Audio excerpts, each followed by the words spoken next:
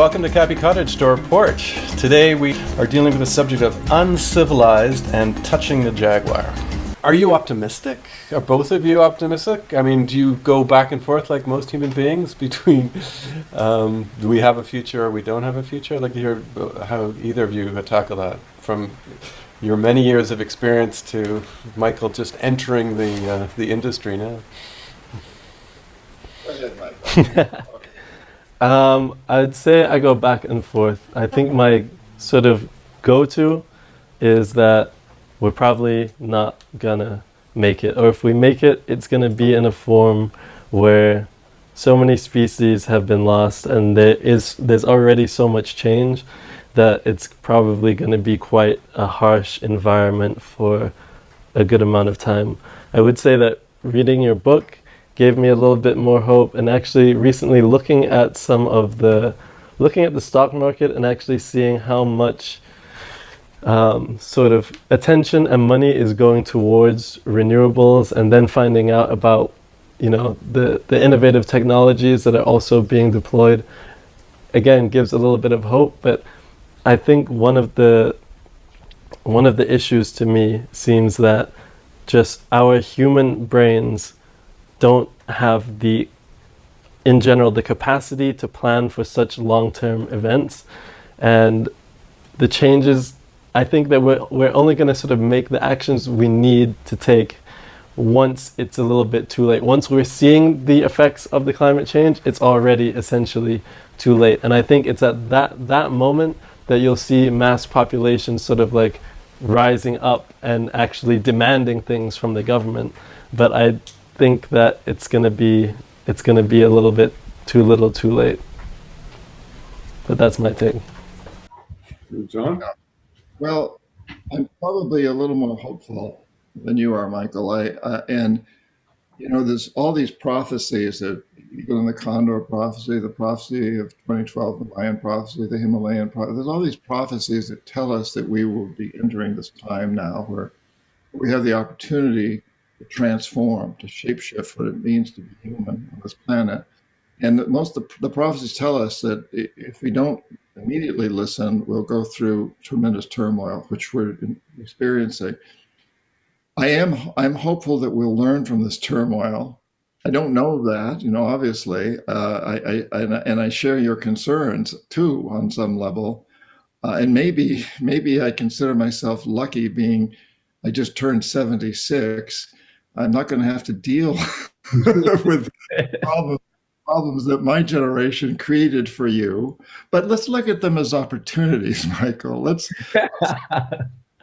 say that we're giving you this incredible opportunity to hit this wall. Thank you. It's a big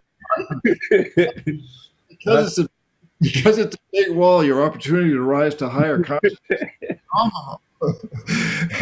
But It's interesting. There was an interview between the Dalai Lama and Greta Thunberg just about 2 weeks ago, and he said the exact same thing that you said to Greta. He said, now it's up to you to take advantage of all these new opportunities and experiences. I had a group of 33 people a few years back when we spent an afternoon with the Dalai Lama in his living room in Dharamsala. And, one of the things that one of the people asked him, so what do you think, Your Holiness, about the idea of people taking a few moments out around the world on a specific day at a specific time and praying for peace? And he said, well, praying for peace or meditating on peace, well, that's a good thing. But if it's all you do, then it's a waste of time, and it may be counterproductive, because if you walk away from that and say, I've done my part, it's counterproductive. So you got to take daily actions. He loves the word daily, and he says you got to take action. So he says, pray for peace, meditate on peace, but also take actions every single day. I think there's something to be learned from that. And Greta is another great example of that. Somebody who's really taking the actions as well as having the vision, the dream, the perception. And everywhere I go, I find that people are asking these same questions, and they're really looking at it. Millions of people around this planet are buying into this, and that gives me great hope. So I think there's a consciousness revolution. I think people are waking up. But whenever there's a revolution, there's a pushback by the status quo. We're getting that. That's what Trump was. That's what's going on in so many ways. The pushback, don't change and that buys into people's fear of change. What's our biggest fear as humans? It's usually change. That's the biggest jaguar we have to touch.